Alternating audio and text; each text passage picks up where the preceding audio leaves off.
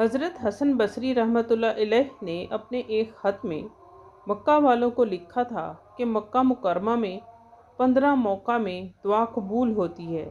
Number 1، طواف کرتے ہوئے۔ نمبر 2، ملتزم پر چمٹ کر۔ نمبر 3، محراب کے نیچے۔ کعبہ شریف کی چھت سے پانی بہہ کر نیچے آنے کا جو پرنالہ ہے اسے محراب رحمت کہتے ہیں اور یہ حتیم میں گرتا ہے، اس کے نیچے دعا قبول ہوتی ہے۔ نمبر 4، کعبہ شریف کے اندر۔ نمبر 5، زمزم کے کنویں کے قریب۔ نمبر 6، صفا پر۔ نمبر 7، مروہ پر۔